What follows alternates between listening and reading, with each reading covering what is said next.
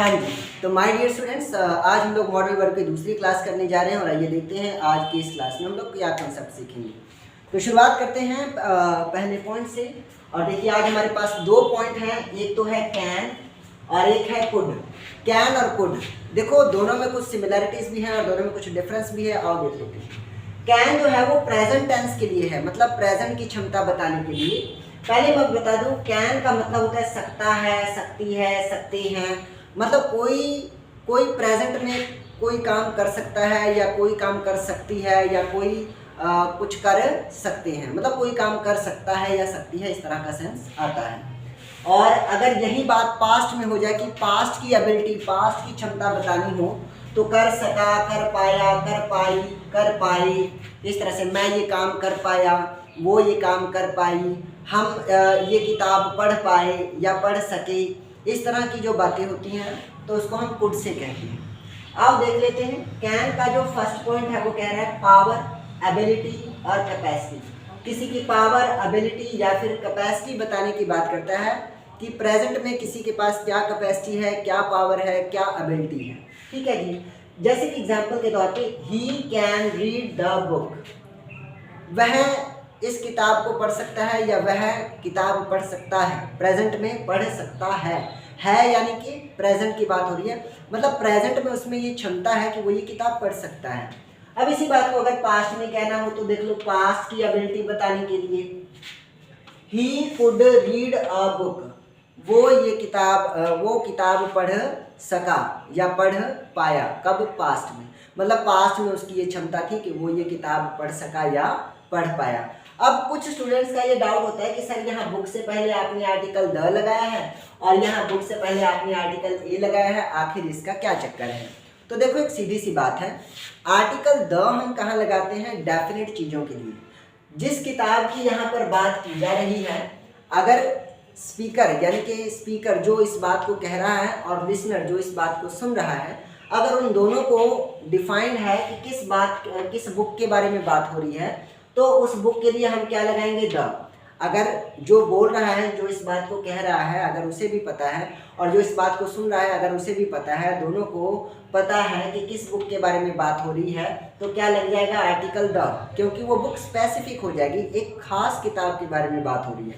लेकिन अगर रैंडमली किसी भी बुक की बात करें, मतलब ये डेफिनेट ना हो, तो हम अ बुक लगा देंगे। और वैसे भी आर्टिकल ए और एन इनडेफिनेट के लिए ही लगता है, इनडेफिनेट चीज़ों के लिए ही लगता है। अब देखिए आगे, परमिशन देने के लिए, मतलब कैन से ना हम परमिशन भी दे सकते हैं किसी को। जैसे यू कैन गो नाउ, तुम अब जा सकते हो। नाउ, नाउ का मतलब होता है अब, NOW नाउ, नाउ का मतलब होता है अब, तुम अब जा सकते हो। फिर देखो फॉर्मली रिक्वेस्ट करने के लिए, कुड में देख लो, फॉर्मली रिक्वेस्ट करने के लिए, अगर किसी को फॉर्मेलिटी के लिए हम रिक्वेस्ट कर रहे हैं, कोई हम रिक्वेस्ट कर रहे हैं लेकिन फॉर्मेलिटी के लिए, मतलब वो जरूरी नहीं है लेकिन ठीक है फॉर्मेलिटी बनती है तो फॉर्मेलिटी पूरी करनी है, फॉर्मेलिटी पूरी करने के लिए हमें रिक्वेस्ट करनी हो तो हम कुड से लगाते हैं। जैसे could I talk to mister Verma, क्या मैं मिस्टर वर्मा से बात कर सकता हूँ? किसी रिस्पेक्टेबल पर्सन से या किसी भी अनजाने बंदे से कोई चीज़ लेनी है या कोई चीज़ पूछनी है तो हम कुड लगाकर, क्योंकि वहाँ फॉर्मेलिटी दिखानी है तो क्या लगाएंगे? कुड लगाएंगे। लेकिन अगर अपने यारों दोस्तों से इस तरह की रिक्वेस्ट करनी हो तो हम लोग देखो फ्रेंडली रिक्वेस्ट करने के लिए, अगर फ्रेंड सर्कल में, अपने फ्रेंड सर्कल में किसी से रिक्वेस्ट करनी हो तो हम कैन लगा के कर सकते हैं। Can I use your scooter, क्या मैं तुम्हारा स्कूटर, वैसे आजकल ये ज़माना है नहीं कि हम स्कूटर यूज़ करें। वो एक गाना आया था बहुत पहले, मैं तो चेतक ले आसी बल्ले अटके, पता नहीं जैसे ऐसे ही कोई गाना था, मैं चेतक ले आसी पल्ले अटके, बेबे जी दे मुरे हड़े कट के, सुने आए लैंसर होने लै ले एक टाइम वाली रोटी यही छड़ के। गाना आया सी पंजाबी का, पता नहीं किहड़े सिंगर का सी, मैंने नाम नहीं पता। और चेत हम स्कूटर का चलो ठीक है ना, नहीं है बट आप एग्जाम्पल से स्कूटर लियाती भी, चलो कदे कदे पुरानियां चीज़ां भी याद कर लेनी चाहिए। तो can I use your scooter, friendly request, अपने फ्रेंड का स्कूटर है, फ्रेंड तो रिक्वेस्ट कर रहे, फ्रेंडली रिक्वेस्ट हो रही है, आप कैन लगाता। हुण देखो इत्थों दी लैके इत्थे तक आपां बेसिक पॉइंट्स पढ़ ले, इत्थों दी लैके इत्थे तक ये दो बेसिक पॉइंट्स ने। ये पॉसीबिलिटी जे कैन या कुड नाल ना आपां पॉसीबिलिटी भी शो कर सकते हैं, बट पॉसीबिलिटी इन्नी ज़्यादा कोई खास मायने नहीं रखती, इसलिए मैं उसमें नहीं रखा। पॉसिबिलिटी भी, संभावना भी बता सकते हैं कि कैन या कुड से हम संभावनाएं भी बता सकते हैं। कुड से अगर आप संभावनाएं बताओ तो वो रिमोट पॉसिबिलिटी को बताएगा, मतलब ऐसी पॉसिबिलिटी जिसका होना बहुत ही कम है, जिसके होने की संभावना बहुत कम है। तो संभावना की बात को मैंने यहाँ पर स्किप किया है और ज़रूरी पॉइंट्स ही आपके सामने रखे हैं। अब सबसे इम्पॉर्टेंट बात जहाँ से एग्जाम में पूछा जाएगा, यहाँ देखो लिखा हुआ है कैन या कुड, कैन या फिर कुड के साथ एबल टू का यूज नहीं होगा। यानी कि जब भी आप कोई ऐसी लाइन बोलो जिसमें कैन या कुड लगा है, उसमें आप अलग से एबल टू नहीं लगाओगे। कैन, क्योंकि कैन या कुड से तो खुद ही आप अगले की एबिलिटी बताते हो और एबल टू भी एबिलिटी बताता है। तो जब कैन या कुड से हम एबिलिटी बता ही रहे हैं तो अलग से एबल टू लिखने की क्या ज़रूरत है? तो अलग से एबल टू लिखने की ज़रूरत नहीं है। फॉर एग्जाम्पल यहाँ देखो, I can not be able to read this chapter. मैं इस चैप्टर को नहीं पढ़ सकता या मैं इस चैप्टर को पढ़ने के लायक नहीं हूँ, मैं इस चैप्टर को पढ़ने के योग्य नहीं हूँ, एक ही बात है। ठीक है, इन तीनों बातों का मतलब एक ही है कि मैं इस चैप्टर को नहीं पढ़ सकता, मेरे में इतनी क्षमता नहीं है। तो अब आप देखो कैन भी लगा रहे हो और फिर एबल टू भी लगा रहे हो, तो यहाँ पर ये गलत हो जाएगा। तो हमें क्या करना होगा, अगर कैन आ गया है या कुड आ गया है तो उसके साथ ये एबल टू नहीं लगेगा, एबल टू नहीं लगेगा। So I can not read, B भी नहीं लगेगा, बी भी लगाने की जरूरत नहीं है। तो आई can not read this chapter सीधा हो जाएगा आई can not read this chapter.